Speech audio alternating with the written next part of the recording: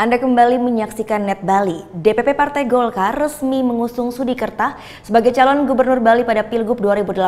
Keputusan tersebut dibacakan langsung oleh Ketua Umum DPP Partai Golkar Setia Novanto Rabu kemarin di Monumen Bajrasandi Renon, Denpasar.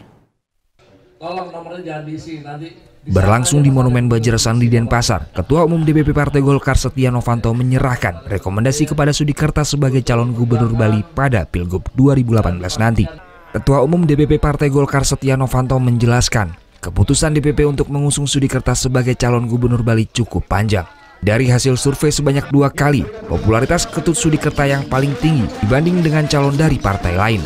Selain juga Sudikerta memiliki pengalaman yang cukup di pemerintahan. Sebagai wakil bupati dan wakil gubernur, Sudikerta juga merupakan kader terbaik Golkar.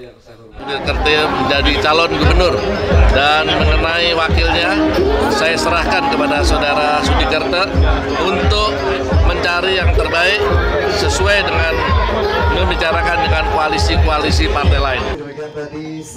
Sementara calon gubernur Bali Ketut Sudikerta belum memastikan siapa yang akan dipilih untuk menjadi wakilnya nanti. Saat ini sudah ada 9 kandidat yang nantinya akan mendampinginya sebagai wakil gubernur. Namun pihaknya akan memilih 3 kandidat untuk kemudian dilakukan survei.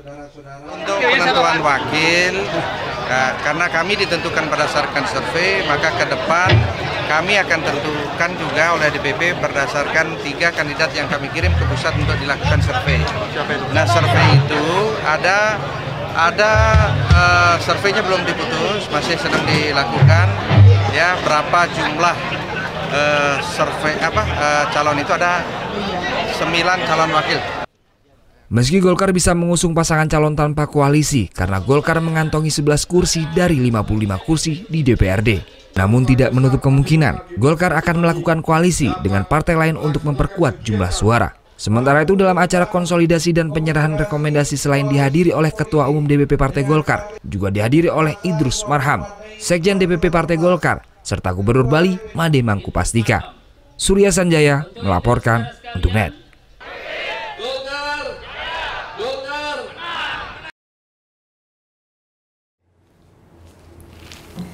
Udah selesai kan nontonnya? Nah, jadi jangan lupa buat like, komen, dan subscribe ya.